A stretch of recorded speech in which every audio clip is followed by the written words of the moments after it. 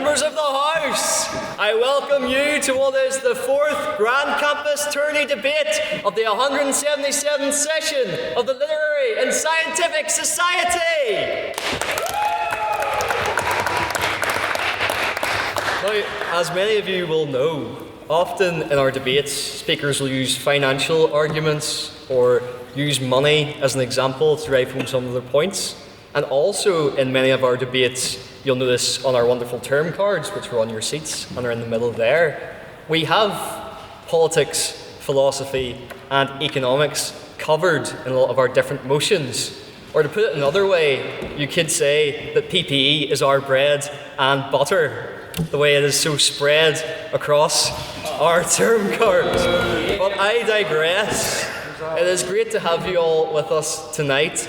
And to start and to give you a bit of a taste of what our weekly meetings are like, we are going to begin with President's Questions. So this is your chance as members of the House, as you all are tonight, to ask me, your President, any question that your mind can come up with. But of course, with the two caveats that they cannot be about my politics and they cannot be about my sex life or lack thereof. So, do we have any President's Questions in the House tonight? Yes, Mr. Spratt. Do you intend to clean up the mess you've just made? That's what council are for. Any other presidential questions? Yes? As someone who's a little apprehensive to debate as a format, isn't there a worry that when you bring people together for a debate, there's a danger that some ideas, when you bring them to a debate, have equal footing, and that there are some ideas that shouldn't be on equal footing at a debate stage? Well, this is a very serious question for presidential questions.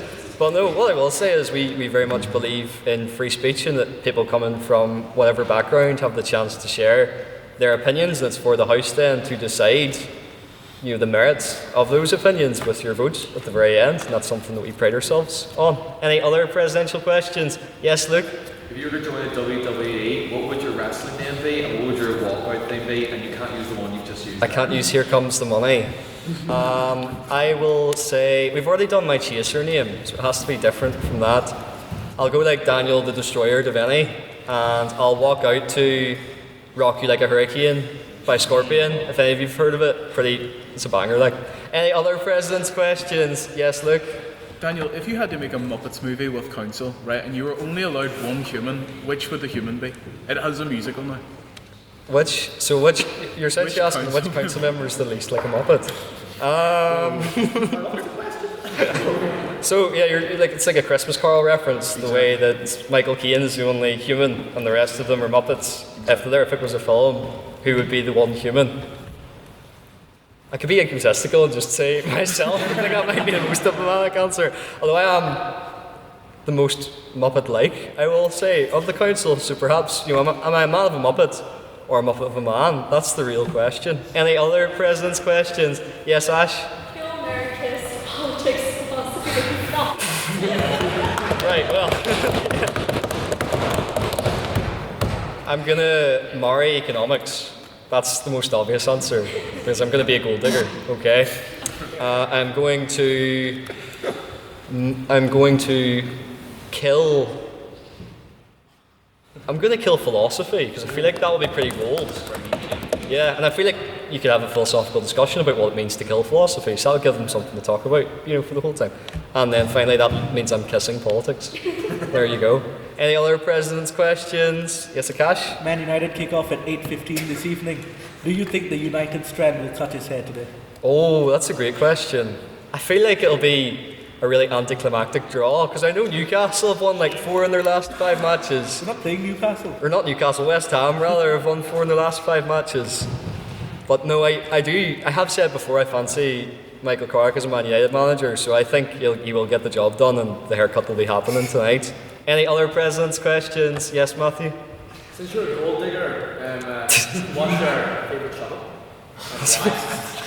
What's my favourite shovel? And why? And why?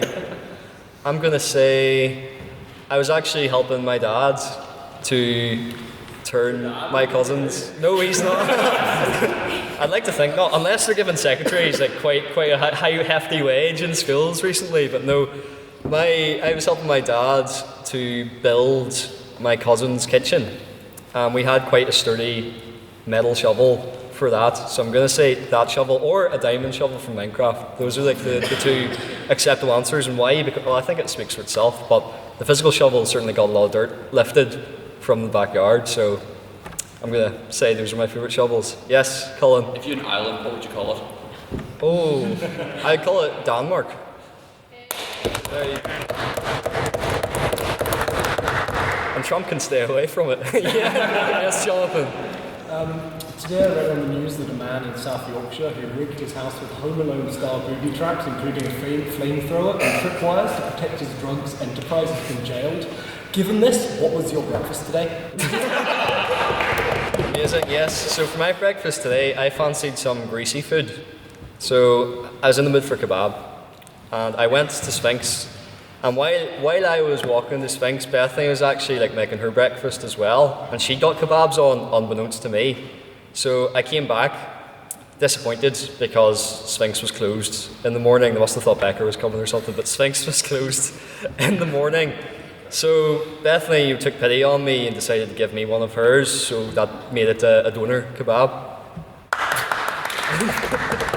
Thank you, Hugh. I was going to say, I feel a bit like a kebab after that one, because with that reaction I feel insecure. But okay, sheesh, I guess you guys don't like kebab jokes, so I'll wrap it up there. Any other president's questions? Yes, Matthew? Considering the story that Jonathan just told us from South Yorkshire man, we think there might be a connection to that story with the bacon noodles. What are your thoughts? Do you want my... I would like your thoughts. You want my 2 cents on the story? Yes, on bacon drug enterprise. Oh my god. Here you go, sir.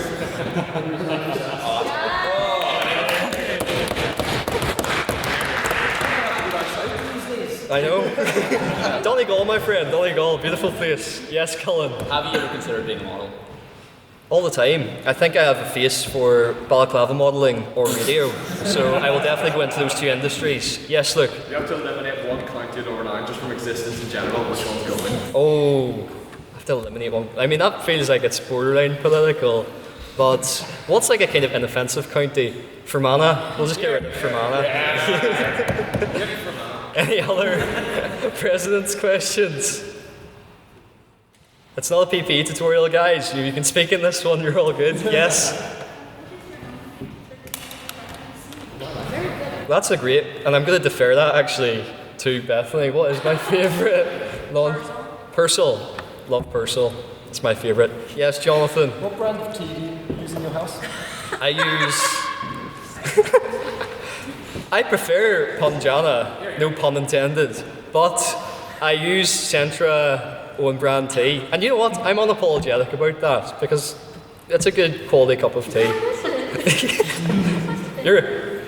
Be careful or else you might not receive another cup of tea in my house, Madam Vice President. Yes, Hugh? Given what we know about the people of Yorkshire when it comes to defending their home, I would really advise against bashing our tea. Fair enough. No. I've got nothing against Yorkshire tea. I think it's an acceptable tea brand as well. Any other president's questions? In that case, we shall move on to private members' business. So this is your chance as members of the House to raise anything that you've seen in the news recently, anything that is of interest to you that you'd like to hear the other members' opinions on. So, do I have any private members' business? Yes, you. So, I'm sure everyone saw on Sunday, it was the Super Bowl. And obviously the halftime show, people were very upset because it was a non-American, by which I'm referring to the 2016 halftime show where it was Coldplay. But in all reality, Bad Bunny, who is an American, people are upset because apparently he's not American enough. So I was just wondering what the House's thoughts would be on that. Yeah, any thoughts on the halftime show? Yes, Luke? Well, I'm sure that all 5 people who watched the Turning Point USA halftime show would have noticed that there was one of the performers, world-renowned country singer called He'll Come Back to Me. And he was doing a song, and in this song it's type of country show. It says, all I want to do is drive my truck and cut my grass and eat my dog. And so I think someone needs to tell him, you can do all of those stuff, it's not illegal. But his whole reasoning is about the woke agenda. But I'm sorry, the woke agenda may be massive, but I don't think it's preventing you from cutting your grass. So Okay. someone please tell him he's allowed to do that. Thank you. Yes, Matthew? The woke agenda has actually prevented me from cutting my grass. It's a very serious issue. The West Northern one we take not as lightly as Mr. Collins does. Moving on from that though, but in reference to the turning point in the USA, I read an article in the Belfast Telegraph today that says that Erica Kirk is coming to Northern Ireland to launch, Mr. Bingham is very happy, to launch a turning point here and recruit students. I would like to hear the House's thoughts on that. Yes, so Super Bowl halftime show or Turning Point USA coming to Northern Ireland. Yes, Colin? Yeah, personally, I want to know if I have a chance at ever. I want to know what chance I ever occur. You're not Judy Dance. Okay. Yes, James? I'll take the APAC money if they're handing it out.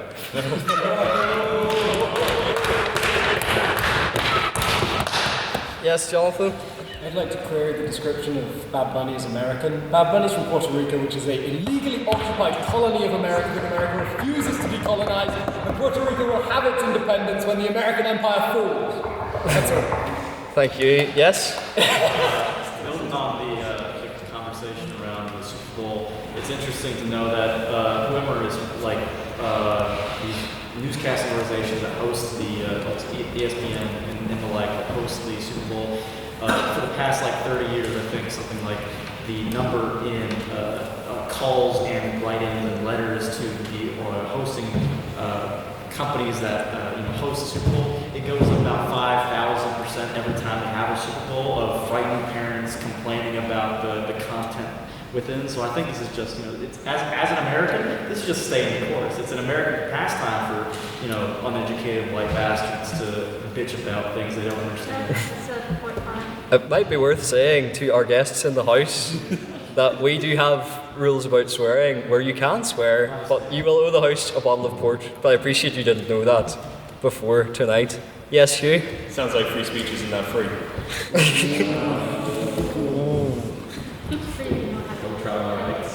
I mean, if you have a bottle of port, it is. Dignified speech. Yes, Akash? I'd like to say that if Erica Kirk comes to Northern Ireland, I hope that she does visit the campus of Queen's University, Belfast. And in her signature style, I hope that she has unicorns riding her in, and that she gets the entrance of The Undertaker in WWE. That's just made me think, because obviously when Catherine Connolly came here, instead of, inviting them to the oldest society on campus or anything like that, they had her shooting hoops. So I would love a one-on-one Erica Kirk, Catherine Connolly, basketball showdown. I think that would be pretty interesting to watch. Yes, Matthew? Just when you mentioned Catherine Connolly's visit here to Northern Ireland, I think it's very interesting to note that her keynote address was not delivered here at Queen's University Belfast, but instead at the Ulster University campus here in Belfast. Is the time where world dignitaries are coming to Northern Ireland and making keynote speeches at Queen's largely over now, and is that ship role shifting now more to Ulster University? I think it would be an interesting discussion point. Interesting. Yes, Owen? Just on the topic of your grass now, we've taken great strides to make sure that keeps being overgrown as hell. Thank you. Luke? Just response to Matthew's point like that. Well, Catherine Connolly, obviously she won the election, and part of that was about fixing the issues of Ireland, and part of that was for fighting for the poor and for looking after the poor. So of course she will.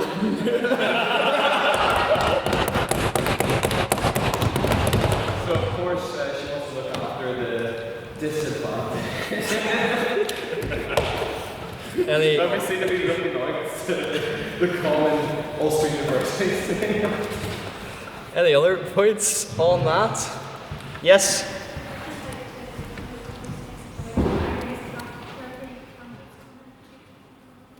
Yes? Any thoughts or points on Gregory Campbell's comments to Catherine Connolly? What did Gregory Campbell say? I believe it was, you're in our country now? Well, it says, today you are in our country, tonight I go to your country. And then he elaborated how he would be at the LMH partaking in a United Ireland debate. Yes, thank you, Mr. Spratt. Yes, Jonathan? I'm moved that we just disregard the comments of anyone who would associate themselves with the hateful organisation that is the LMH. Yeah, like, I mean, Catherine Connolly had to go to Ulster University and Gregory Campbell had to go to the Ellen Hedge. I'm not sure who got the worst deal out of those two, to be honest. Any other points on that? Yes, Calvin? I wanted to ask this while it was raised here, if you thought you would be able to beat Catherine Connolly at shooting hoops. But we have passed President's questions. So instead, I put a motion to the House. This House believes President of Ireland, Catherine Connolly, would beat President of the Litterific, Daniel Devaney, at shooting hoops. They've got a seconder. We have to move to a vote. Okay, all those in favour of me getting Catherine Connolly beating me, raise your hands. Yeah, fair enough. But who's anyone in opposition? I have faith. Wow, thanks guys. Yes, appreciate it. Well, I think that one has passed. Fairly close to you now, honestly. Any other points on that? Yes, Luke? Just in reference to Alvin's thing, so obviously not all of us have faith in Daniel to beat it. So I think we also put forward a motion that the Looney Tunes are going to kidnap Daniel so that he can get the Space Jam players to beat Catherine Connolly. And before we go down that rabbit hole, I suppose we shall go to another point. Yes, Matthew? You're also welcome for me saving you from that pain, Mr. Collins.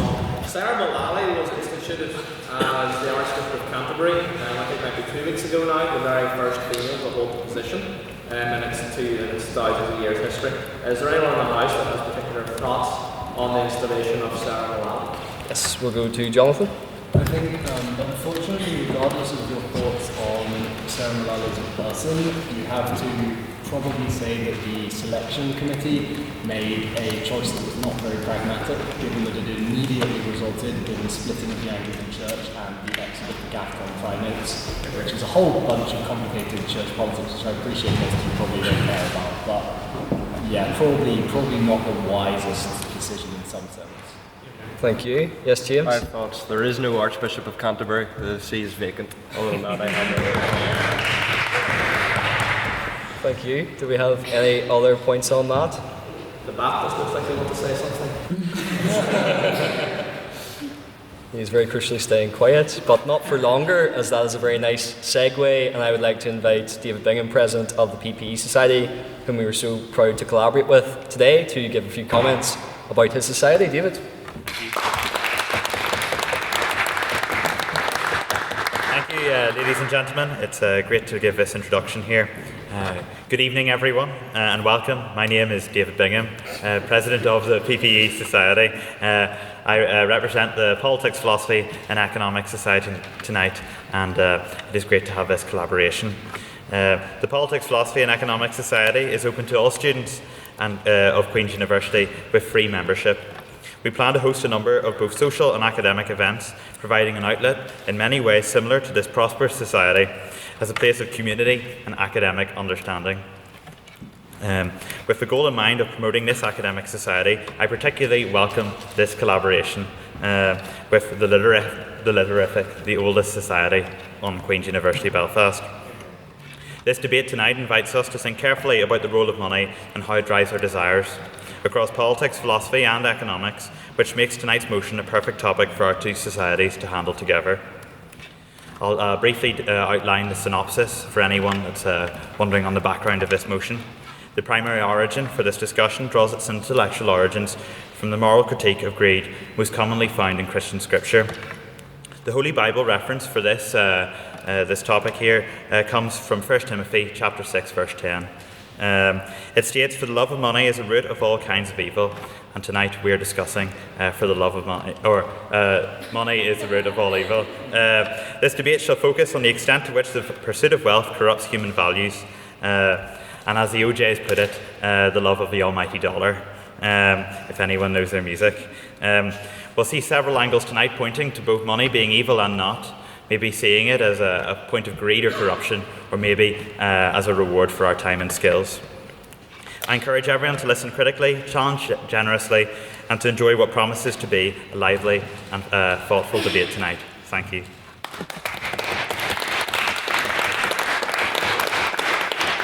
thank you, David. And yes, best of luck to all of our speakers. This Grand Campus Tourney is an initiative we launched as the oldest society on Queen's and the kind of grandfather to the other societies to try to get as many people involved in debating as possible. So we're incredibly excited that we can welcome you guys to the podium tonight, and we wish you all the best in your quest to win the all-coveted Divinity Cup for the Grand Campus Tourney. And on that topic, you're of course the fourth society to compete in this competition. Last week we had Lawyers Without Borders who were debating the motion, "This House believes digital privacy should be a human right." And to give us the minutes from that meeting, I would maybe not like to invite, because he hasn't done the minutes. He will have the minutes done on Thursday for that meeting. But in that case, it is time for me to go over some of the rules before you approach the podium. So, speakers will take it in turns to come to the podium and deliver 7-minute speeches. The first minute of your speech and the last minute of your speech is protected time, which means for those 5 minutes in between, you have unprotected time. This leaves you open to a POI, or point of information.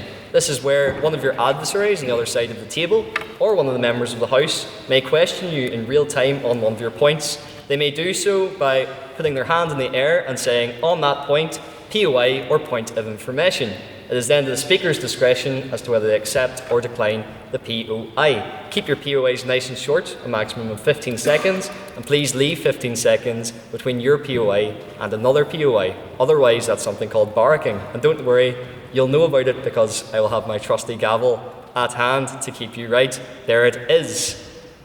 We also, as we have already discovered, have a rule about swearing. Madam Vice President, would you care to elaborate? Yes, so if any speaker or anyone in the audience swears or asks a question on giving their speech, you owe the House a report. A report fine has been paid today by Boyle. Thank you. It's very nice. Well, I'm going to say we haven't gotten this brand before, so it's a bit expensive. Try something but new. if you do swear, please pay time.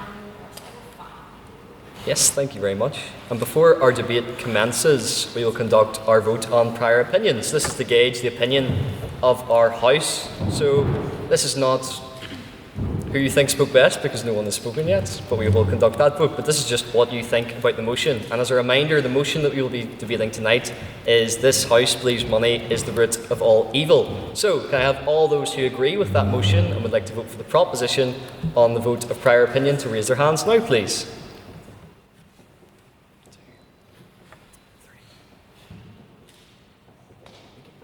Okay, that is 3. And can I have all those who disagree with that motion and would like to vote for the opposition on the vote on prior opinion to raise their hands now, please?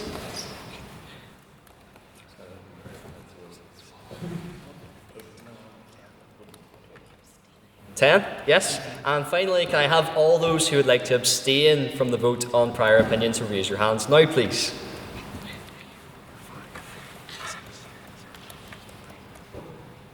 I believe that's 9.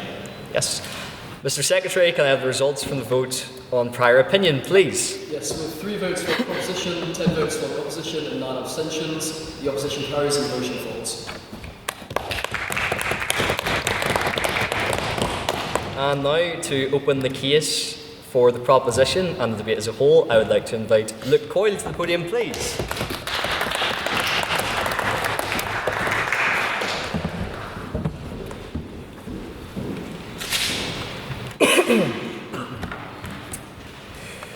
Friends, Romans, Literificans, today we, the proposition, set forth a bold motion, but one which we cannot afford to reject.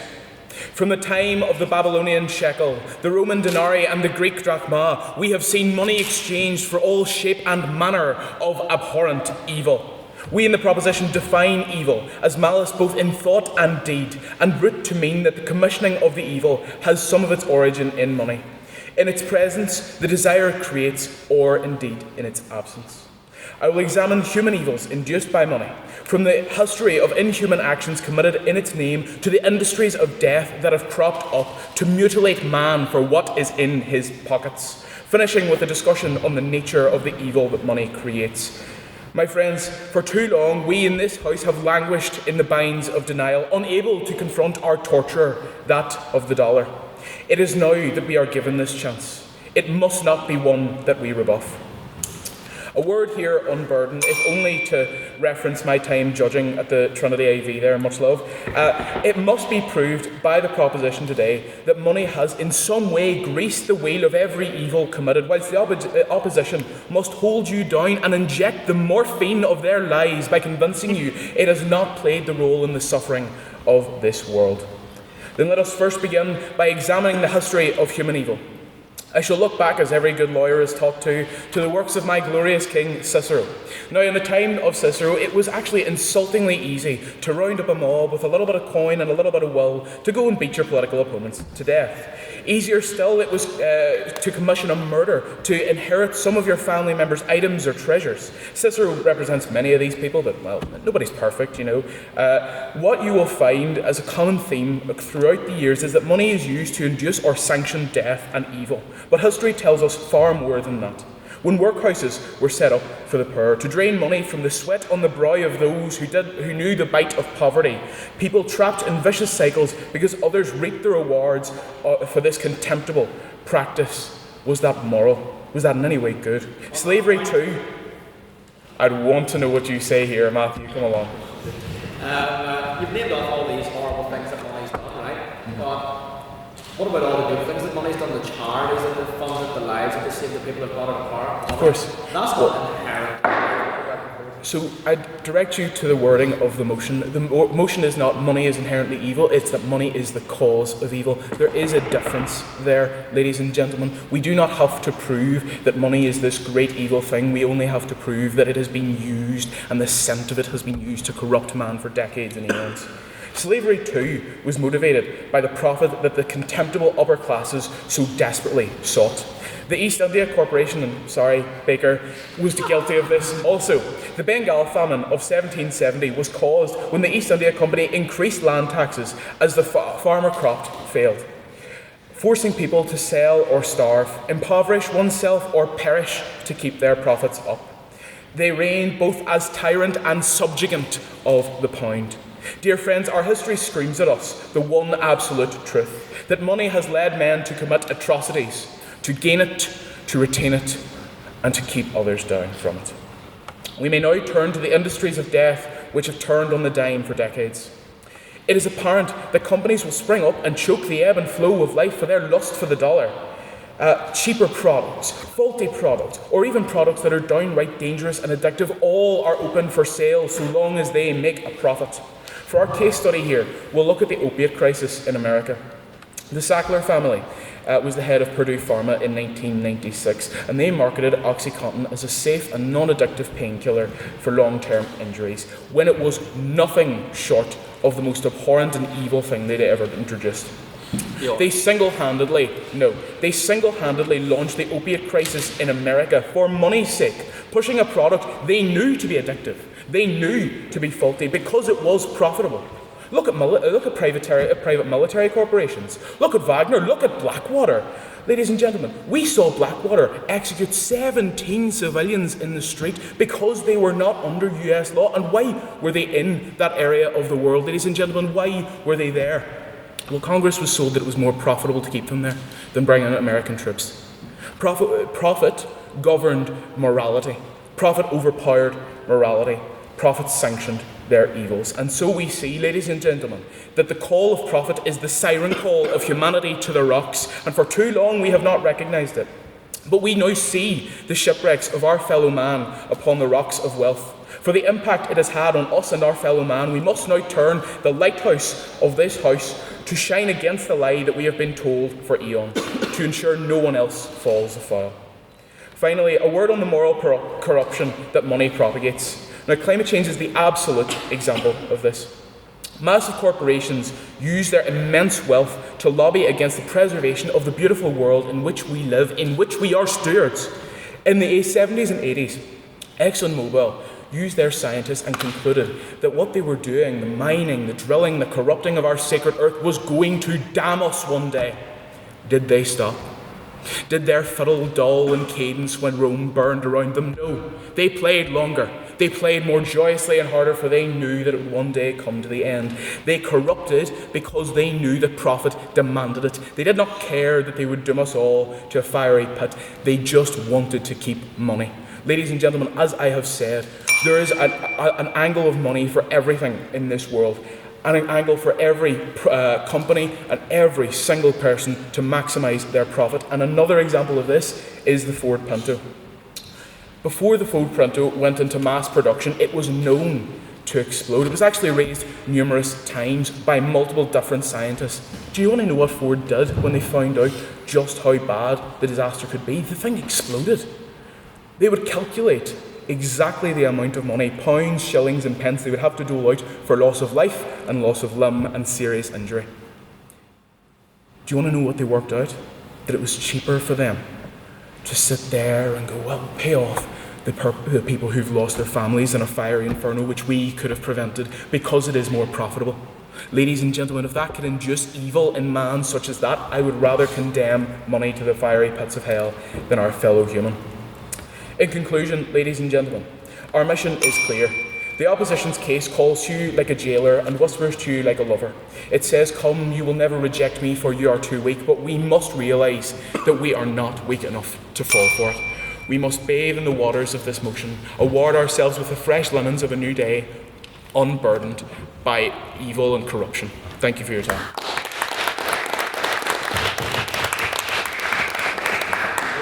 Very fine speech, and now to open the case for the opposition, I'd like to invite James to the podium, please.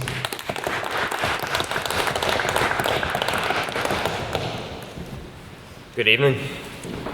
The motion asks a deceptively simple question, but beneath it we must answer, what is evil and where does it come from?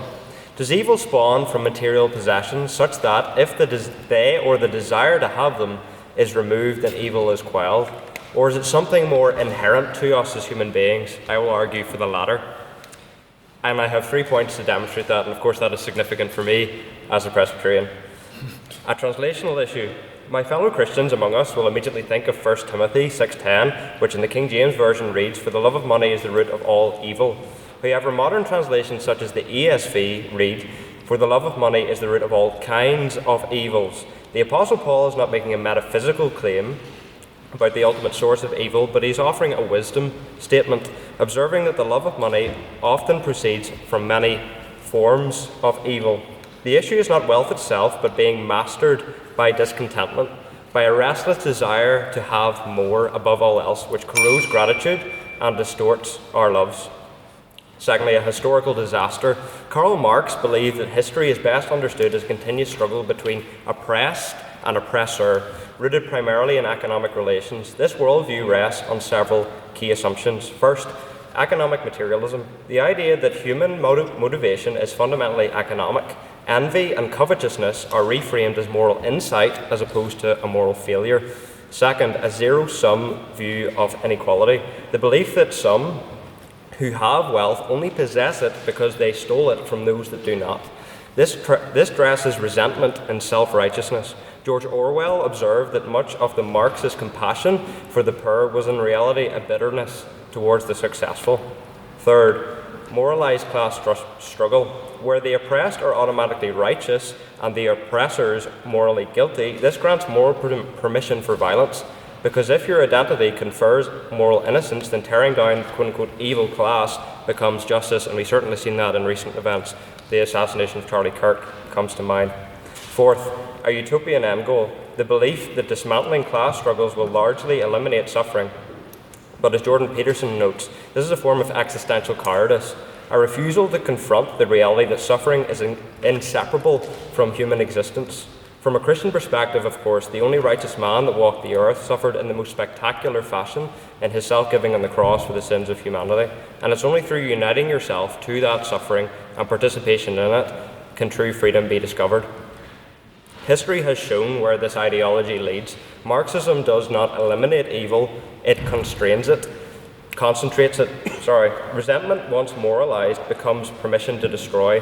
Time and time again, attempts to eradicate quote-unquote economic evil produce mass suffering, not redemption. If money were the root of all evil, these experiments should have worked. They did not because they misdiagnosed the problem. The heart of the matter. Evil does not originate in money, it originates in the human heart. Not the physical organ, but the inner source of where our desires come from. Biblically and existentially, this is obvious. Something is wrong with us. And the most honest answer to the question, what is wrong with the world, begins by looking in the mirror. Scripture traces this to the beginning. The serpent's deception had two parts. Firstly, had God said, did God really say? Inviting doubt in God's word, evil finds a foothold where truth is set aside. Secondly, you will be like God, claiming the right to define good and evil for yourselves, a defining feature, of course, of modern society. As a result, humanity fell in Adam and was separated from God, and we were born into this world as sinners before a holy God coming under his wrath against sin. St. Paul in Romans 1 grounds the abominations of mankind as spewing from idolatry, refusing to glorify God or give him thanks and exchanging him for created things. The love of money is one and only one expression of that deeper disorder. A heart without thanksgiving is destitute of peace. Resentment flourishes most where there is no one to thank. The American holiday of Thanksgiving collapses under a secular worldview. Thankful to whom? An impersonal universe that neither knows nor intends you? Well, that's fulfilling. On that point? Lastly, rejected sacrifice as the solution. Consider the story of Cain and Abel. Abel offers a sacrifice of the firstborn of his flock. Cain offers the work of his own hands. When the offering is rejected, Cain, rather than setting himself right, gets resentful, which leads to the murder of his brother. This lesson is clear. Before condemning reality, how things work, painting yourself as the victim, examine your own heart and recognize the evil within. The sacrifice which Abel offered, of course, points us forward to the sacrifice of Christ, the Lamb of God who on the cross paid the penalty we owed for our sin against God, in order that all those that turn away from their sin and trust in Christ and what he has done, not blaming material possessions, but recognizing the sin that they have committed as their own. The good news of the gospel is that forgiveness is available for sinners like you and I by the blood of his cross. Through the resurrection, we can be made new. Jesus says that whoever commits sin is a slave to sin, but if the Son sets you free, you'll be free indeed. Any questions, you're free to ask now. You gave us a really lovely sort of biopsy on religiosity, but I fail to see how that works with a motion that was frankly set out.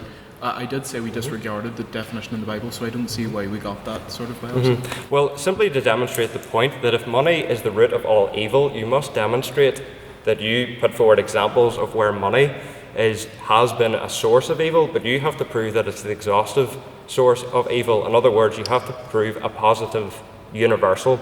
Whereas where I was coming from was that evil is much more grand than simply material possessions. Already one.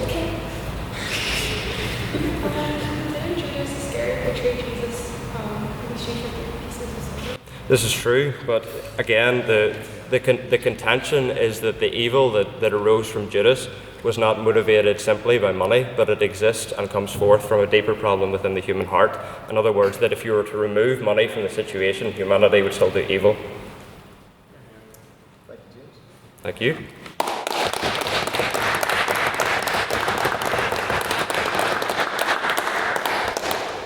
Thank you, James, for that very fine speech. And just to clarify for all members of the House, you'll get an opportunity to ask questions from proposition and opposition at the end of their speeches as well. And with that, I would like to invite second on the proposition, Akash, to the podium, please.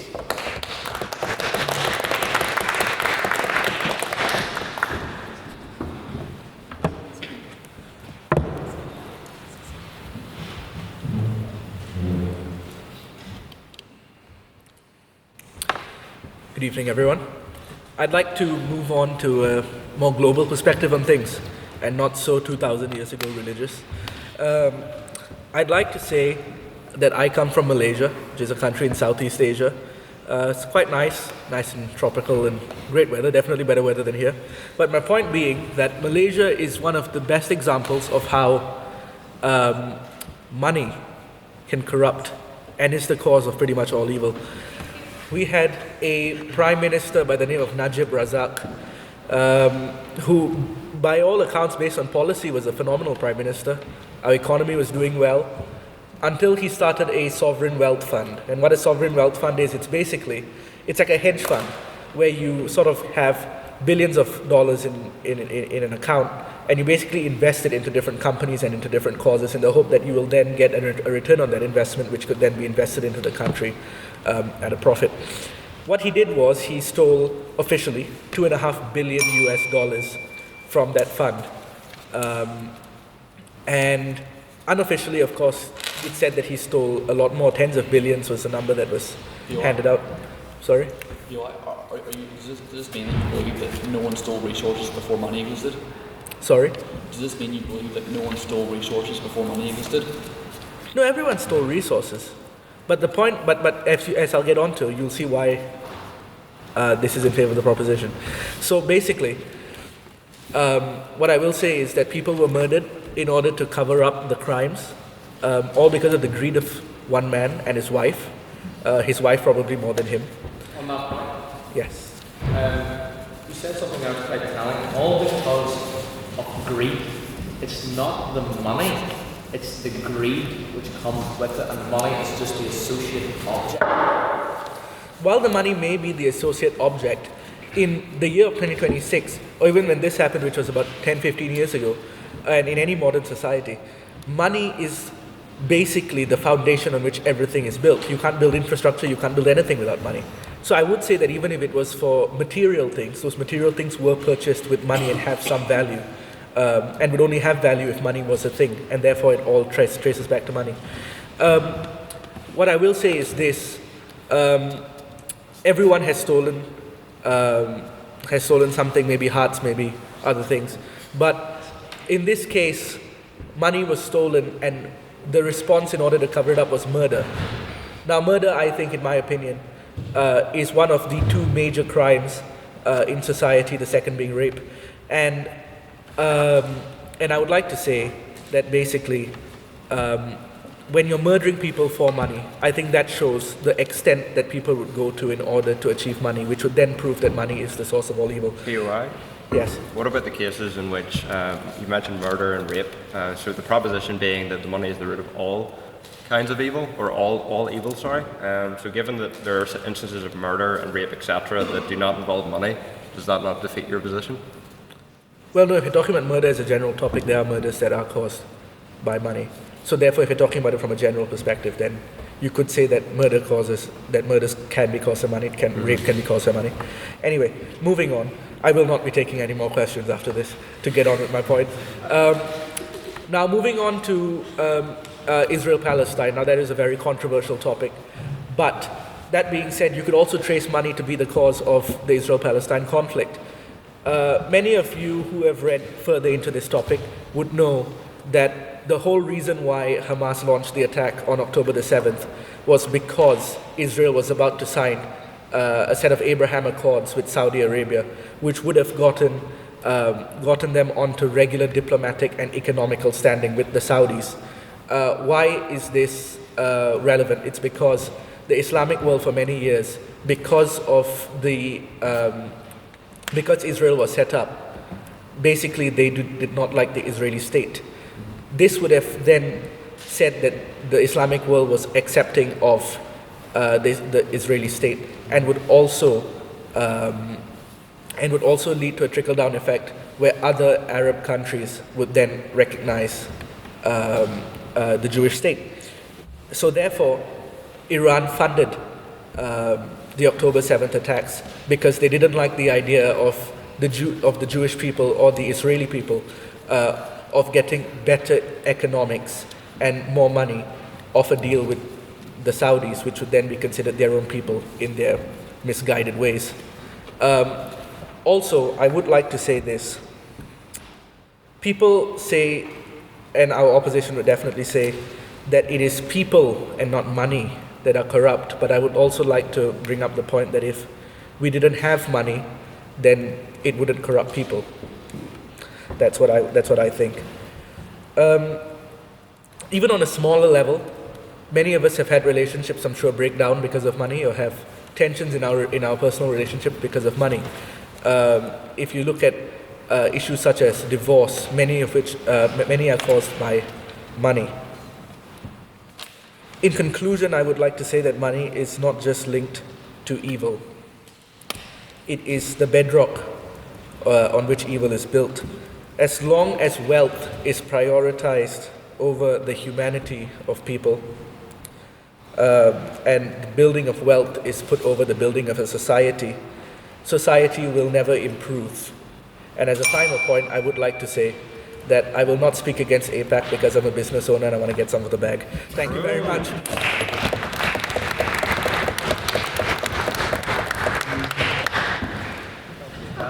Very fine speech. And now, second on the opposition, I would like to invite forward to the podium, please.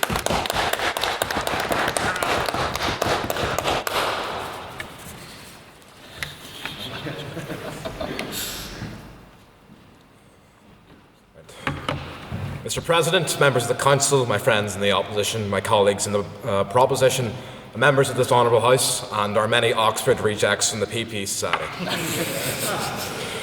Money, money, money. Must be funny in a rich man's world.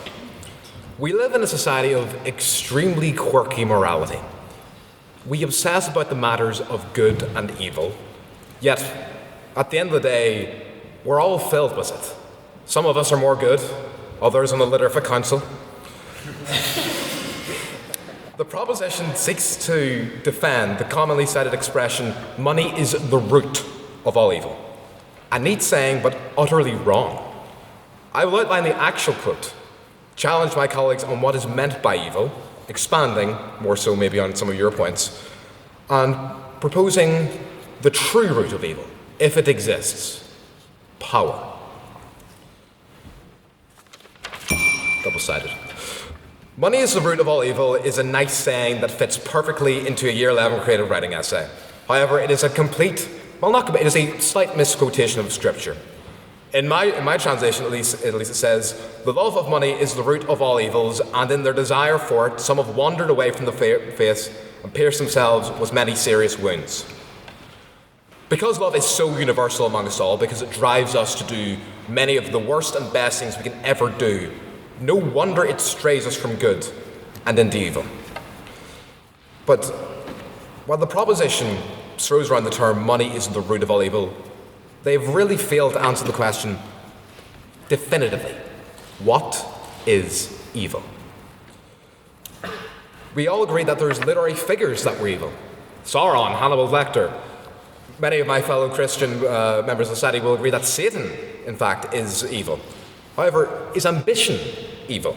Were men like Napoleon and Caesar truly evil just because they had ambition?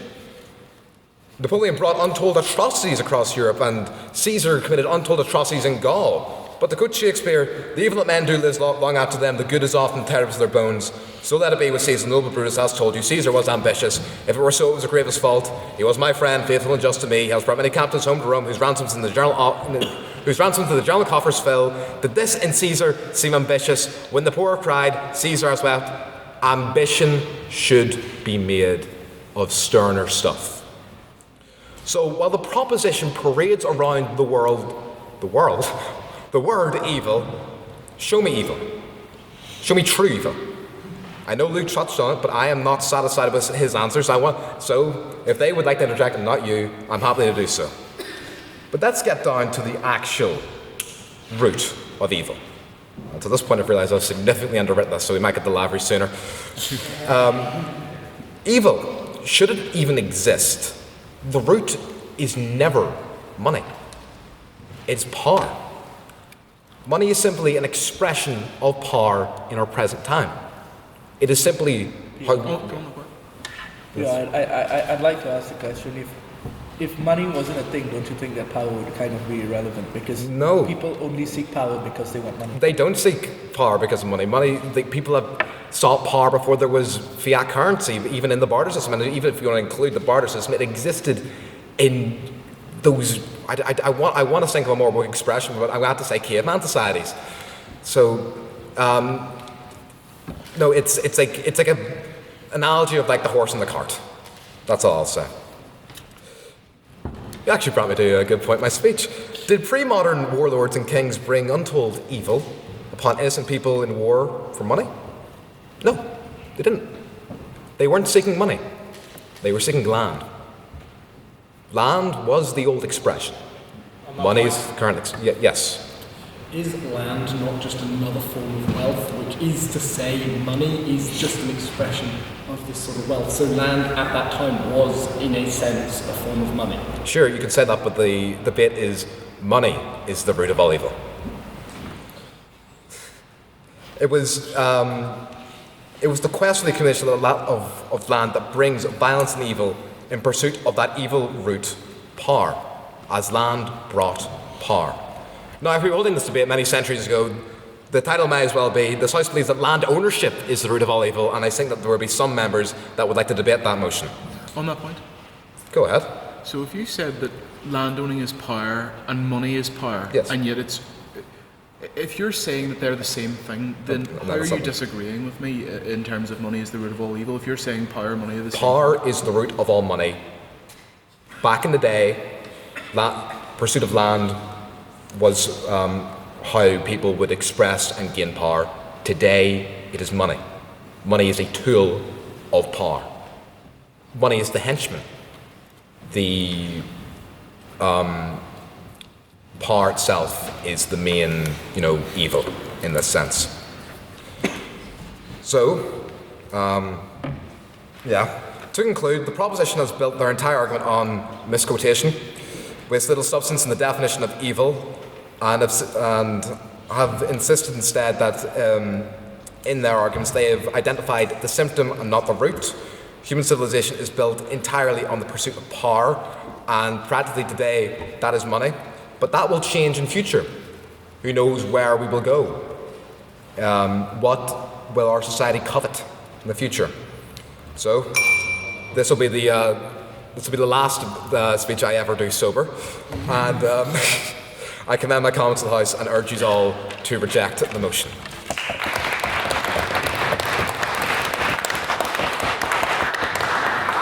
Thank you, Ward, for that very fine speech. And now, third on the proposition, I would like to invite Craig to the podium, please.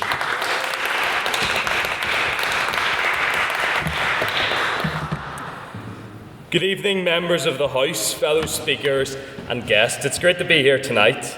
Now, straight from the bat, I will have to warn you, most of my experience with speaking is in church, and you'll soon be able to tell. And with that, I will start with Scripture. But godliness with contentment is great gain, for we brought nothing into the world, and we will not take anything out of the world. But if we have food and clothing, with these we will be content. But those who desire to be rich fall into temptation, into snare, into many senseless and harmful desires that plunge people into ruin and destruction. For the love of money is the root of all kinds of evils. Through this craving that some have wandered away from the faith and pierced themselves with many pangs. And yes, James, that was from the ESV. What I have just quoted to you was a section of 1 Timothy chapter 6, one of the two epistles that St. Paul wrote to the person whom he considered to be his spiritual son, unsurprisingly called Timothy. 1 Timothy is, of course, the letter from which has inspired our motion tonight that money is the root of all evil. It is true that the Bible has much to say about the wealthy and the pursuit of riches, but one need not look far to find stories and teachings about the vanity of material possessions and the corrupting nature of such great wealth. And this corrupting nature is, of course, exactly what we are looking at tonight. Now, you may ask, how on earth is this piece of plastic evil? In fact, money is inherently just a tool, right? It allows you to buy and sell, to exchange goods.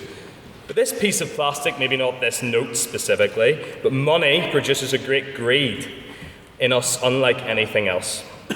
And listen, if you know me, you'll know that despite my red tie, I am not a raging communist. But it is impossible to deny the deep greed that grows from the desire to have this. And that greed that grows from this piece of plastic, again, not this specific one, will eventually grow into something so powerful that, if left unchecked, will consume our previously high-standing morals and make us do things we normally wouldn't. Have a think about someone you consider to be a close friend. How much money would it take for you to lie to them? How much money would it take for you to ignore that friend for a year? How much money would it take for you to cut that person out of your life completely? These are the type of questions we'd ask each other in a lecture if we're bored. But if you really think about it, do you have a number in your head?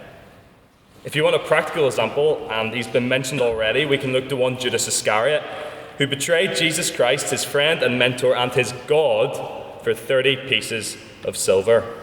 Such a great betrayal that the very name Judas is a descriptive of betrayal. Judas allowed his lust for money to drive him to the ultimate betrayal. It is a striking reminder, whether you're a Christian or not, of the corruption of money and the effect it has on a man's mortality, the opposition asked us to define what true evil is. Betraying God is true evil. You what? You what? Please? Do you think all the disciples would have given up Jesus for money, or just Judas? Just Judas. Well, maybe, I don't know. I don't know, that's one to think about, I guess, but it's impossible to know. The fact of the matter is, the scriptures claim that man's nature is inherently sinful, and because of this, human beings will always seek the last penny. Sure, we can point to many benefits of the global economic system in which we live, and I'm not here to argue against that. But within this system, the natural competitiveness for wealth creation and profit all too easily slip into greed, and greed slips into moral corruption. The carnal greed that grows from a desire for more and more money is the essence of what Paul is warning Timothy about. The great apostle identifies false teachers as those who bear these marks of greed. That out of their quest for wealth grows many senseless and harmful desires that plunge them into ruin and destruction. We can, please. Surely the root of all evil is the original sin of pride, Satan cast out of heaven. And you mentioned Judas betraying Christ for 30 pieces of silver. You know Craig was the Bell's idol. It was also because Jesus Judas's image of a conqueror. Well, money was still a factor in that. Money was, the Bible says that he betrayed him for 30 pieces of silver. We can see with Judas what happened. You know the story of Judas. You know he came to a very grisly ending indeed. This warning is especially true of those in positions of authority who, through their drunkenness on riches and power, drive not only themselves but their dependents into ruin. To look at the Bible again, look simply at King Solomon, the mighty golden age king of ancient Israel, who possessed great material wealth. Riches enable power, and power can all too often lead to corruption. Solomon fell into ruin, shattering his kingdom in two. The desire for and worship of riches truly does corrupt the heart and soul of mankind. Indeed, it is a reason why Paul, earlier in the letter, declares that church leaders mustn't be lovers of money. Virtue is recognised in those who do not put material gain before serving their role with integrity. What is true then is indeed true now. Simply look at the 2008 financial crisis as a prime example of corporate greed, where extremely reckless and risky financial moves, driven by a deep hunger for profit, led to global collapse, where countless individuals, families, and homes lost everything. They lost their savings, they lost their mortgages, they lost their jobs. The desire for profit drove the banks to give out riskier and riskier loans, and when the whole house of cards collapsed, it was the normal individual who suffered. From ads on my paid Amazon Prime account, seriously, I pay for it, why are you giving me ads? To the Glazers ruining my beloved Manchester United, from the fall of Rome to modern government cronyism, the desire for wealth and material gain has dominated and ruined countless people and nations. Money produces greed, greed produces corruption, corruption produces evil. And in true evangelical fashion, I will leave you with another quote from Scripture. Command those who are rich in this present world not to be arrogant, to put their hope in wealth, which is so uncertain, but to put their hope in God. Thank you.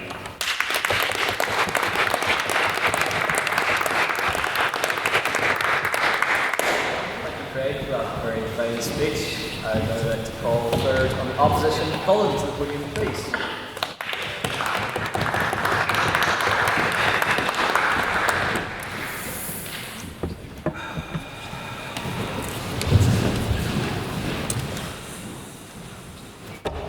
Before I start, I would like to thank President Bingham for allowing me to speak here, and for our Lord and Saviour, President Devaney, for allowing me to speak here. I actually wasn't supposed to be taking this role here today. It was supposed to be Elliot, but I found him dead outside Boombox, and that was where the evil spirits of Margaret Thatcher, Ronald Reagan, and his South African ancestors possessed me to make this tremendous argument. We are here to discuss the preposterous notion of, is money the root of all evil, which is something ludicrous given what money actually is, which is a trade medium. Unfortunately, I have no cool clubbing analogies. So what I will just do instead is talk about money, which for the record is my equivalent of dirty talk. Our modern system of cash came from a way to get around the limitation to barter. To let me explain this, I will use members of the Litterific I find both intelligent or attractive. You can decide which. If I am a shoemaker, because I can't eat them and I don't own any food, I would need to trade. So if I trade with Matthew Spratt, who owns some kind of a farm, and if he wants to trade, wants a shoe, we can trade. But if I want Daniel Devaney's wood, if I want to buy Daniel Devaney's wood, and he wants steel. We can't trade despite the fact we both have goods considered valuable. This is because there's a lack of what we call a double coincidence. We rely on a coincidence in order to freely trade goods and services. However, the allowance for a homogeneous variable, that being money, saves us all. I can trade with Matthew, and I can take Daniel's wood, all thanks to money, and a few drinks on a Friday night. Historically, we use gold, but it doesn't need to be gold for all those that wanting to say that gold's evil, because people used to use seashells. You are brave enough to say that gold is evil, but you're not brave enough to say that seashells are evil. On that point, I am brave enough. All trading and commerce that is entitled under money, as Mr. Matthews said, is evil. Is trading seashells evil? Absolutely. That's awful. Similarly, in prisons, cigarettes are used as a medium of exchange, which is funny because cigarettes being money is probably the least morally bad thing in the situation. Next, I would like to go over how stupid this motion is. I've got some props. So, we've got lovely Great British pounds. We've got, that's my train ticket, not that. We've got dollars. Excellent. Be quiet. We've got euros. Are any of these evil? No, I have something even better. I have the most powerful currency in the world. I have the almighty, the all-powerful, the Deveni dollar. Oh my god. On that point, yeah? surely you would recognize the inherent evil of the euro. Yeah, but it's all, the motion is all money's evil, not just euros. You could have problems with the European Central Bank. That's not all money, though. And also, you need to take issue with the seashells. No. The proposition which is to argue that me freely spending my beautiful Deveni dollars on food, clothing, or anything else I want is evil because it involves the desiring of money and the corrupting of human relations. This is ridiculous. It is not corrupting of human relations to engage in free exchange of money. In fact, it is more evil, entitled, and greedy to try and engage in anything in any other action. On the point. So, if you exchange your money for a hoodie made in a sweatshop, you've essentially commissioned a child labourer. Is that not inherently evil? No. Unless you wish to barter trade, in which case, good luck, because money is awesome and it's here to stay. Actually, referring to that point, that's the equivalent of saying that you wrote a bad essay because of your pen. Unfortunately, money also have developed a lot these days from the days of gold, as we now use toilet paper as currency, which personally I find to be a bit crappy. But in spite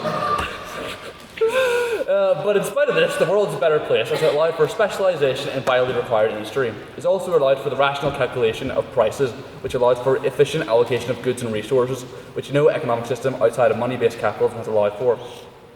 It's also brought our species out of poverty in ways never seen before, and yet we are supposed to believe money is the root of all evil. Ladies and gentlemen, the fact we are as wealthy a society as we are now is thanks to money as a homogeneous medium of exchange. So if this is evil, I don't know what they consider good. No. Now let's talk about evil for a minute. A very, very small, unimportant issue. Evil, or as you now call Peter Mandelson, has existed long before mediums of exchange existed, and exists outside the realms of free exchange. It is a desire to harm your fellow man. Holding cash does not do that. Money and evil is almost completely separate, as money and free trade of goods and services encourages self-ownership and cooperation, which counters most of the evils of history, say slavery, and also largely your point on child slavery, given you don't own yourself. Harm and money are completely separate. If you wish to look at me and tell me any of the murders caused by creatures like Neanderthals, who were too stupid to understand the concept of money, their evil is caused by money, or similarly, the massacres carried out by Stalin, Mao, or Pol Pot are caused because money is the root of all evil, I would like a whiff of whatever you're smoking, because you are so delusional, you think you're Ed Davey. Money is one of the greatest inventions of mankind. Even though it has been degraded and distorted, I will not stand for it to be slandered by communists and Frenchmen. Money is not the root of all evil. Evil comes from harming your fellow man, not from holding cash. Money is simply a tool that has enabled cooperation, innovation, and the thriving of our species. So when the proposition tells you that money is the root of all evil, I want you to hold your Deveni dollars, smile, ignore their lies, and vote for the opposition.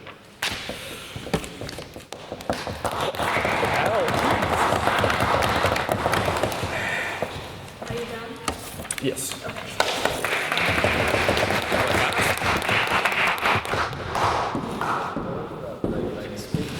Now, to close the case for the proposition, I would like to invite Jonathan to the podium.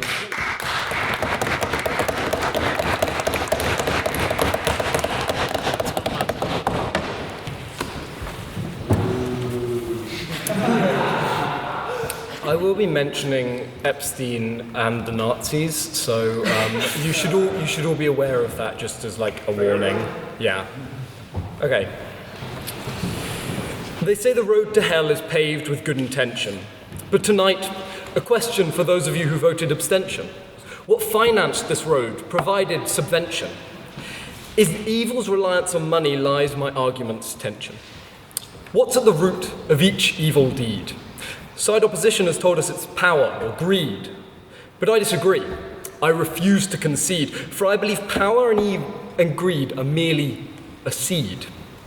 A seed which grows up into something worse. For the nature of evil is as broad and diverse as the ways money can be used for the perverse. Consider this, a prelude to the rest of my speech, this prelude delivered in verse.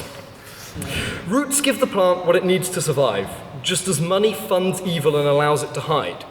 Examine the financial system and you'll see inside we've allowed money to come to dominate our lives. Money, money, money.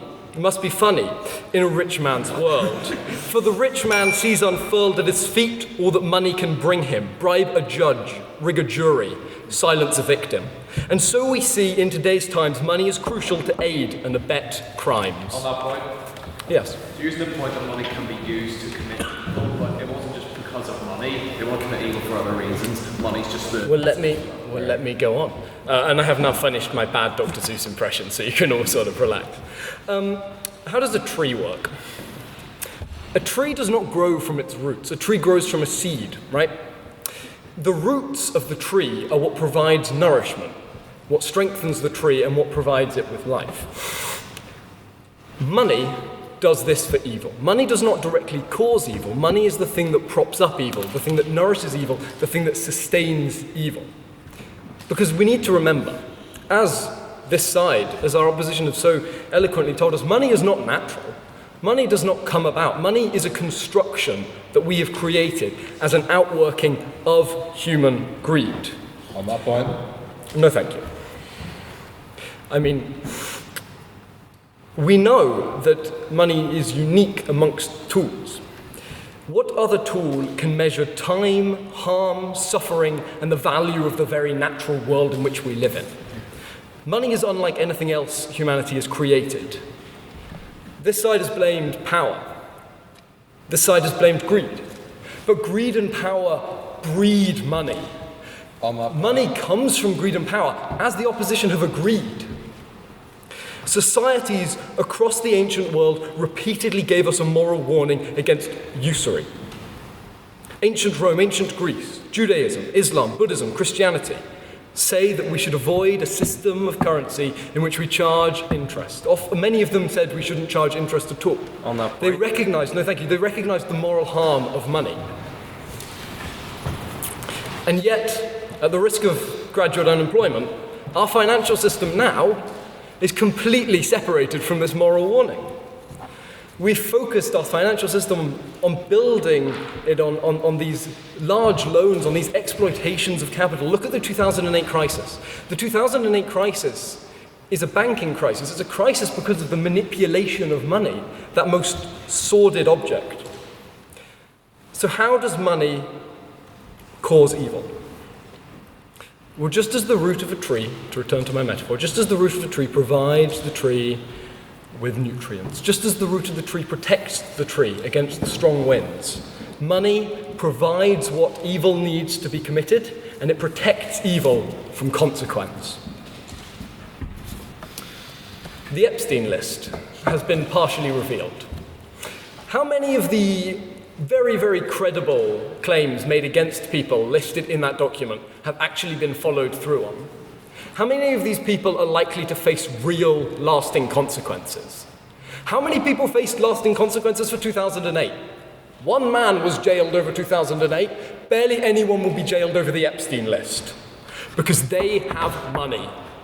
They commit evil and money protects them like the roots of a tree. It holds them against the wind of accountability. On that point? No, thank you. Let's look at other worse historical crimes. Let's look at the Nazis. The Nazis could not have committed the crimes they committed without money. And so you're saying probably, you're probably saying to yourself, well, of course, everyone needs to pay for things somehow. But no, the Nazis specifically were able to commit the crimes they committed through the manipulation of money, through the manipulation of the currency markets, through a concept called the MIFO bill. I don't know if any of you have heard of the MIFO bill, but the MIFO bill was essentially a secondary form of currency issued in Nazi Germany as a debt-backed bond against the government, which was traded between businesses. This sort of free-floating fiat currency within Nazi Germany was what allowed the Nazi economy to survive as long into the war as it did without collapsing. It's what allowed the extermination of tens of millions of people at the hands of one of the most brutal and evil regimes in history. And this side says money is not the root of evil. This side says money does not grease the wheel of human suffering. On that point. Shame on them. I'll take your POI. Yeah, that's all well good, but the motivation for the Nazis and their mass slaughter across Europe wasn't money. Yes, but again, this comes. Yes. Ideology. Please, if I start speaking, you have to stop. It's the rules of the debate. Here's the thing, right? The seeds of evil are there. The seeds of evil are in greed and power. But what actually enables this evil to come to fruition? What turns an evil thought into an evil deed, into a set of evil actions which dominate our history? It's money. It's always been money.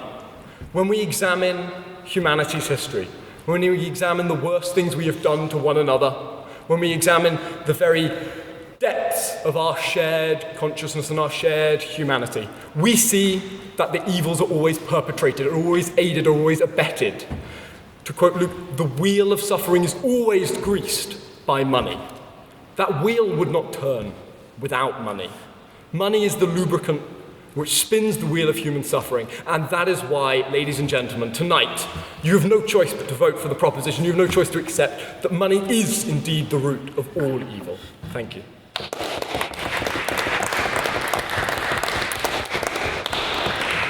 Jonathan, for that very fine speech. And now to close the case to the opposition and the debate as a whole, I'd like to invite you to the podium, please.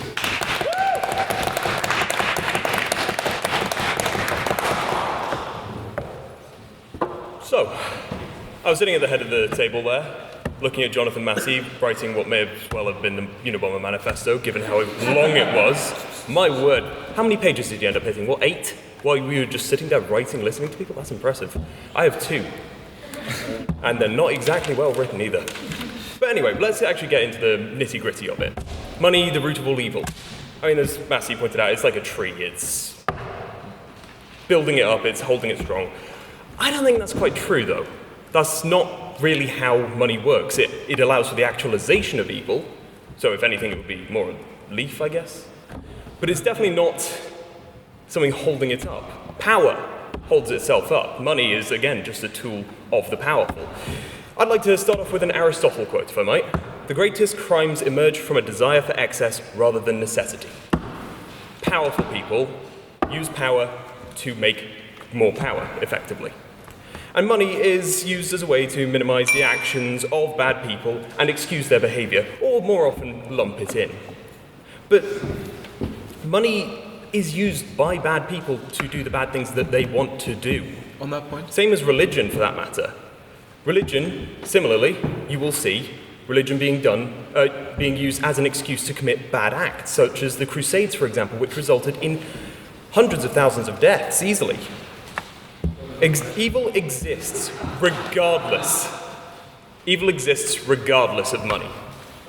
Evil exists, it definitely is aided by money, don't get me wrong, but it's not the root. On that point? Sure. Can I defer? I'll allow it.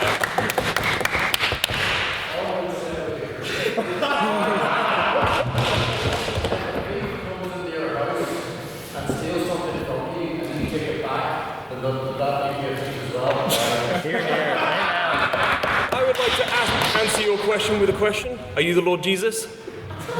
Then don't be cross. You see, diagnosing evil, we see there's often a lack of money in evil. Let's take, for example, Ted Bundy, a mass murderer. Did he do it for money? No, he did it for personal gain. He did it because he was satisfied by murder.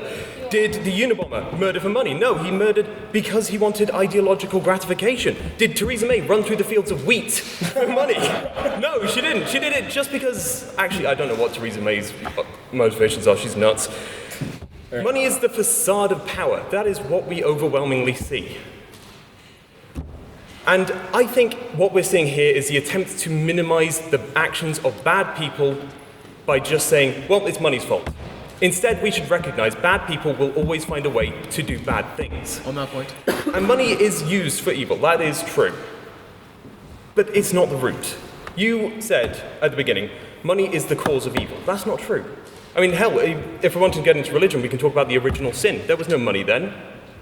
All 7 of the deadly sins, greed, pride, I don't really care about the others, they're not exactly born out of money. Money definitely aids it, I'm not going to deny that, but greed predates money. And even now, we can talk about the fact that money is definitely an aspect of evil, but cause absolutely not. Because as the debate title is titled, it is the root of all evil. I mean, you used the quote right at the beginning, for the love of money. That is greed. That's what we're talking about. Why aren't we talking about greed is a bad thing? Why are we talking about money instead? Instead, we're trying to point at a symptom rather than the cause when it comes to money. And I bet even now, at the tip of your tongue, you're really wanting to say something, and I'm not going to let you because I think it's funny. How long could you keep your hand up? We'll race. And even in systems where money is less important, such as the Quakers, the barter economy is absolutely a massive part of that. There's less money involved. But that led to a system meaning that those who were not very good at bartering, not very good at communicating, even those who were non-verbal, ended up paying significantly more. That is more unfair. Now, I'll acknowledge this. Ideologically, I'm vastly more on this side than this side, but I was drafted in an hour and a half before we started. So, instead, this is what we have.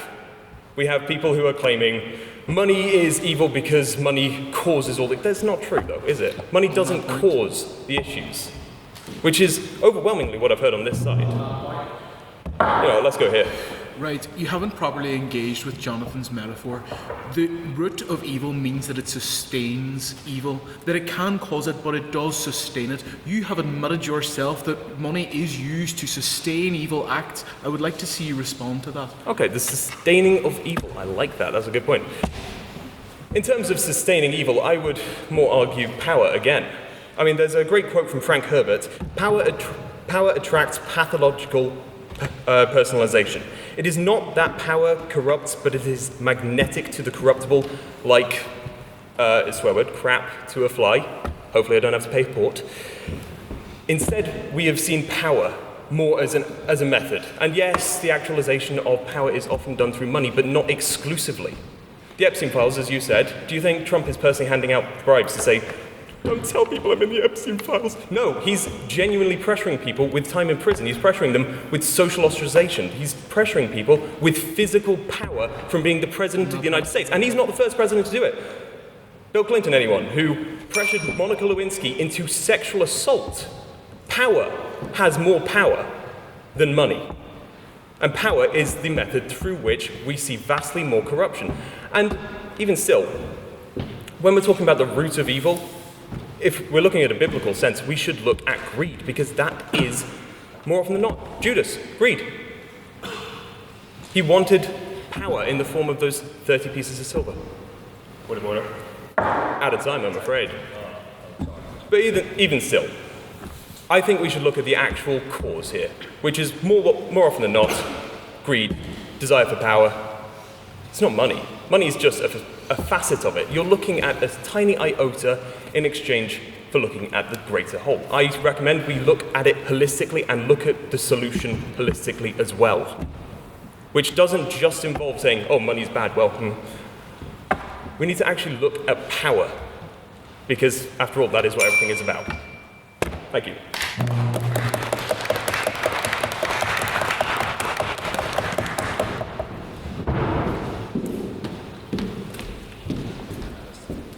Thank you, Hugh, for that very fine speech, and thank you for all our debaters for what was a very entertaining debate.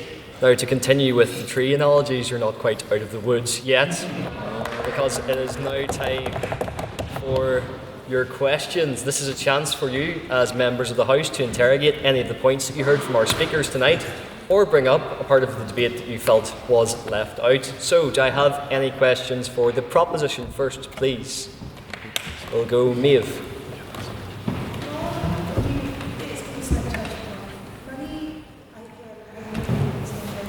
Money is the facilitator rather than actually the cause. Humanity itself is the reason for evil. Anything can be evil, even, but it's the fact that people have money and are then able to actually commit the acts rather than money itself being the cause. It's humanity is the cause, money is just the facilitator. Thank you. Would someone from the proposition care to respond? Well, as I sort of touched upon, we're talking about money being used to commission these acts of evil. I'll give you the example, right? I could have an intention to drive a car today, but it will cost me money to buy that car.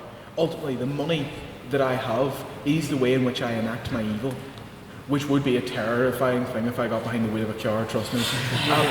But my evil only and entirely hinges upon my ability to access that. It's my money that is what enables my evil acts and my evil deeds. When that is, what we've said here is, obviously, as Jonathan's pointed out, money is a sustainer and an enabler of this. That does mean, in my mind, that money is an evil thing that can promote evil actions. Once again, what we have said here today is that money can promote, and money does, and is usually the thing that promotes evil and is used to facilitate it. Thank you. Luke, would someone from the opposition offer a rebuttal? Yeah, sorry, you just said money allows the actualization of you committing evil, for example, which, well, to quote yourself from your own speech, money is the cause of evil, that is quoting you. So, simultaneously cause and actualization. But either way, what we're looking at there, you are prevented from actualizing evil through your lack of money. But the thing is, in your example, you could steal a car, that's also an option. You could rent a car, that's cheaper. You can easily actualize through other means. Money is just one avenue, and even still, that avenue existing is not by definition evil. I mean, there's an avenue to Paris that's probably evil, actually, but just there being a road towards the direction of something that is evil doesn't make that road evil by definition. Thank you, Hugh. Do we have another question for the proposition? Yes, Matthew? I'm going to ask a silly question, but it's to illustrate how this argument has just fell to pieces in a few sentences. If I threw an orange at your head with the intent to kill you, that the orange is evil because it's doing the killing. Would someone or from... am I evil for my intent? That's directed to Luke. It's directed to you. Oh, do you want me to answer? Yes. Right, because we can get into transferred malice here if we're going to be really legalistic. But I'll engage with you in good faith, even though your question was not. What we talk about here, quite frankly, and once again, this side has failed to actively engage with what Jonathan has said and what I have said. Two things can be true. If you cut out the roots of a tree, it will die. It is both the sustainer and the enabler and the creator and proprietor of that tree. It is what creates and sustains it, frankly. Now, what we've said about evil so far is that it is both of those things. We have not said it is one or the other, although they're trying to say that. We have seen the avenue be exploited, and the avenue is an evil thing in itself. Ultimately, you throwing an orange at my head is an interesting one, Matthew, and it seems like it's something you've been having in your head for quite some time. You don't have access to oranges, that's why you can't do it. Oh, really? Yes, but once again, we've seen that this side has not faithfully engaged with what Jonathan has said. When we say that money is the root of all evil, evil cannot exist without the presence of money. In whatever way you may choose to accept that, that is the fact which you agree with. Just end it there. Thank you, Luke. Would someone from the opposition care to respond? Yeah, well, the motion presupposes Paul's definition of root, coming from the Greek word which I shall not attempt to pronounce, that also is used, if you're familiar with Scripture, for our Lord Christ being the root of Jesse or the root of David. Now, we would not say that Jesse or David is merely the facilitator of Christ, but it is through their seed that Christ comes forth. In other words, that they are both interchangeable, and thereby the analogy falls apart on a scriptural basis. Thank you, James. Do we have any questions for the opposition? Yes?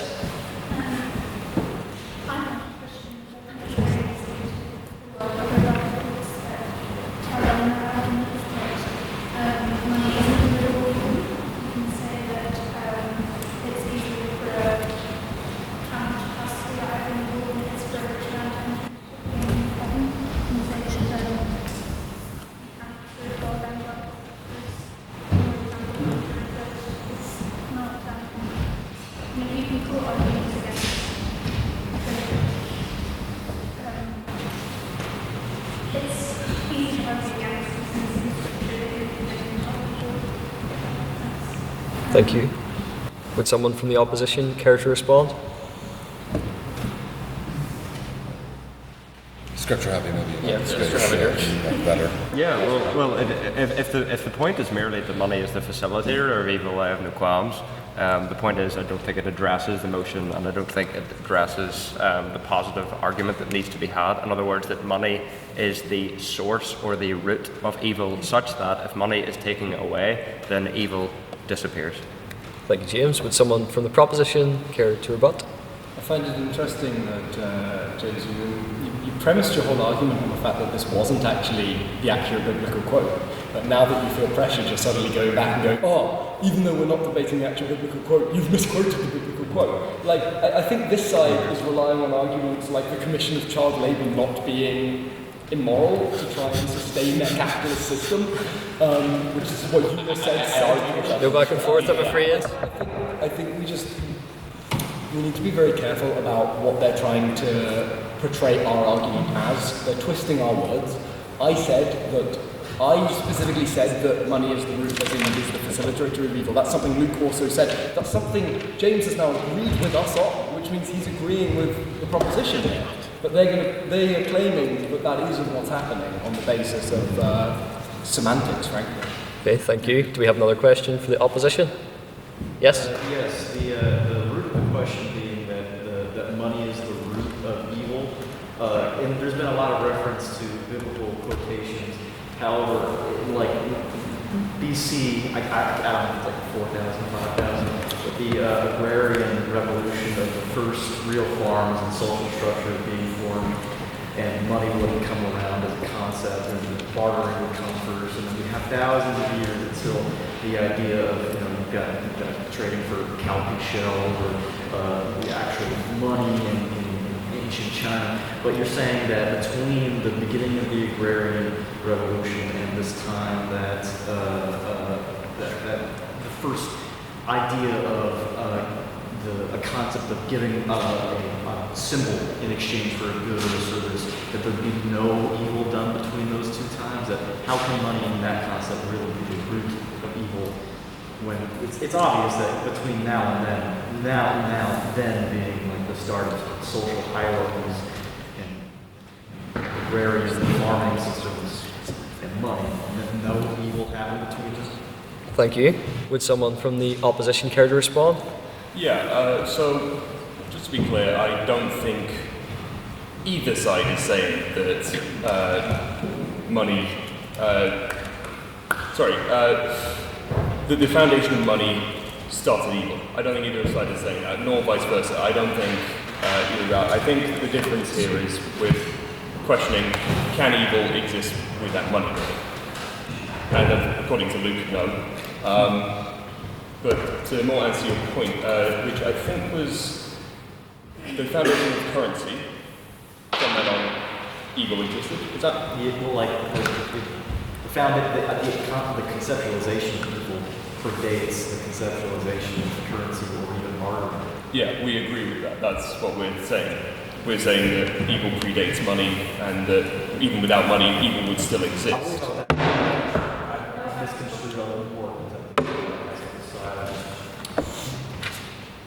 Thank you, Hugh, for that response. Would someone from the proposition care to offer a rebuttal?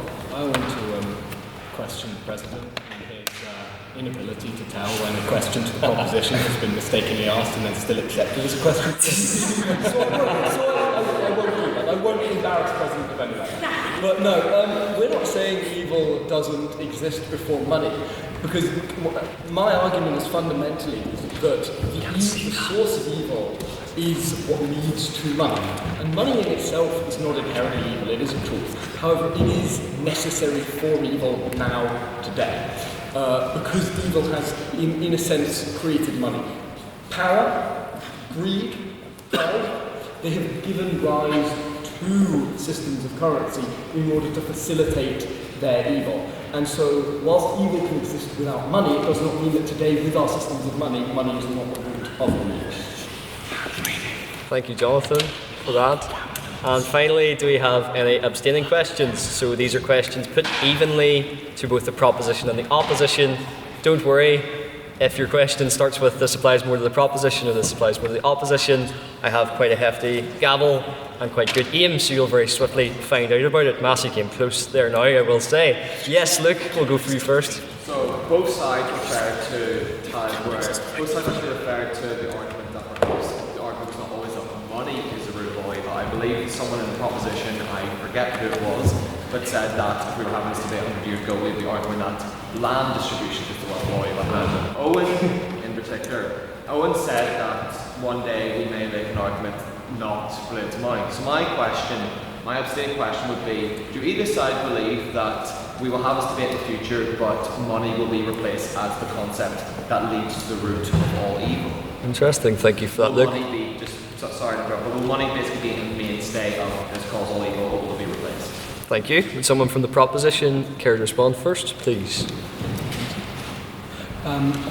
Yeah, I think it's conceivable that in the future we could have a debate where we're not saying money is the root of all evil. Insofar as if we had this debate before currency even existed, we would probably not be saying money is the root of all evil. But something will replace money. Something will replace money as the root of all evil. The specific context is that within the society we've constructed today, a society built on currencies, a society built on the exchange of money, money becomes the root of all evil, because these evils have led to the creation of money, and money is then used in the commission of these evils. Just as in the future, maybe something will replace money, but it will serve the same purpose. The function will be the same, even if the name is not. Thank you, Jonathan. Would someone from the opposition care to respond? Not only do I think it's likely, I believe it is inevitable that something will replace money as the tool of power, which is the root of all evil. This is in spite of what the proposition said, and I will quote Luke here, said that evil cannot exist without money. Thank you, Owen. And then for our final abstaining question, Ash. Not to get speaking here, but I think the main clash is, can each team define for me or justify to me why they think the root should be defined as they fit? So proposition define root to be the sustainer, and for opposition define root to be the main cause. So please, let's hash this out. We'll begin with the opposition this time. Would someone care to respond? Yeah, well, I'm basing my definition on St. Paul's usage of the term, which, as I said previously, is used as sort of that source or that which evil is conceived rather than facilitated. So we look at root of Jesse, root of David in reference to Christ. That is used interchangeably with the seed, which obviously Christ comes from. So, thank you, James. And someone from the proposition. Firstly, if you want to be really BP, PM has defining fire, and so Luke gets to define it as he gets to define how he defined it as the enabler of evil, which basically from the BP thing washes out their argument because they defined in bad faith with our argument. But I do think it's an issue that they never bothered to engage with us in good faith on the definition of root. We set it out pretty clearly at the start what we were arguing for, and immediately this side ignored that and started claiming that money directly causes evil, which is patently impossible because money predates evil. And so, frankly, to have a good debate here, you have to be charitable to our definition of root, Because, frankly, if you're trying to argue that the root of all evil ever was money, as in money is the cause of all evil ever, despite money being a human invention, then it is impossible for us to win, and there is no debate. There's no point. You've wasted your last 2 hours, which is why our argument does make no sense. Thank you, Jonathan, and that brings us very nicely on to the verdict of tonight's debate. Which side was on the money and which side is being let down by money, in the same vein that Manchester United are being let down against West Ham at the moment. You are to decide based on the metrics of presentation, rhetoric, argument, teamwork and engagement in the vote on speaker ability. So, can I have all those who would like to vote for the proposition on the vote on speaker ability to raise their hands now, please? It is worth saying you can vote for yourselves as well. Jonathan did that on the Jonathan, put your hand up. He never votes first. He's never said that. He's a selfish man. 11, yes. And can I have all those who would like to vote for the opposition on the vote on speaker ability to raise their hands now, please?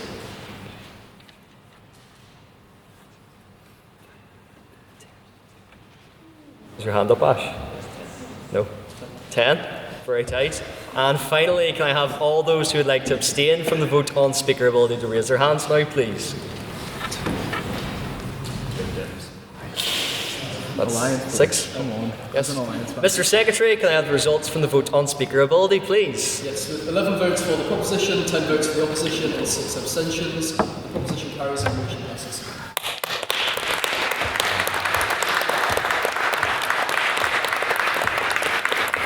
Yes, thank you all for what has made an excellent debate, and as we all know, it takes two to tango to deliver such an amazing event. So I'd like to bring up the President of the PPE Society to give his closing remarks.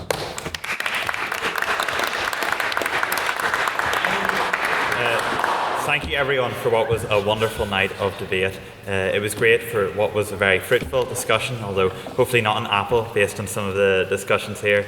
But yes, I know where I'll be getting my gardening advice in the future. Jonathan and Daniel will make a pretty good team with their shovels and their roots. But yes, that was a lovely debate tonight, and it was great to have this collaboration. I'm sure there'll be more said after, but the very important thing that I have to add is we've got, as I've left it under this table, the PPE Society sign up. This is very futuristic. Your name, student email, student number, phone number, it's free.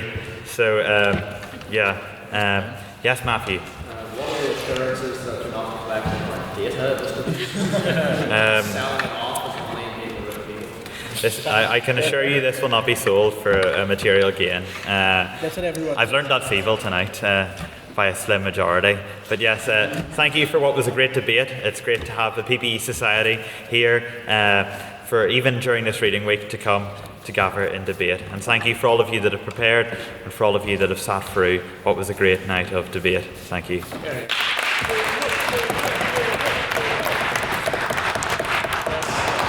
Very much, David, and to all our PPE Society speakers. And that brings me along nicely to plug our own membership of the Lorraine Scientific Society. Now, Craig brandished a £5 note, and that is all you need to sign up to be a member of our amazing society with so many perks, exciting socials, events and debates coming up. And if you'd like to know more about those events, socials and debates, please feel free to take one of our term cards being modelled there by Madam Vice President at the end of our table. But yes, take this event as an open invitation to join us this Thursday night for the very exciting debate, This House Believes Man and Woman Cannot Be Friends. And as a close, I would like to once again offer, as a token of appreciation and to show symbolically the friendship between the Literary and Scientific Society and the PPE Society, a pin badge to Mr. David Bingham.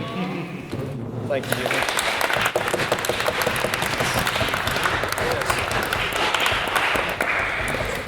And last but not least, as is tradition, we will be heading to Lavery's. I hope to see you all there.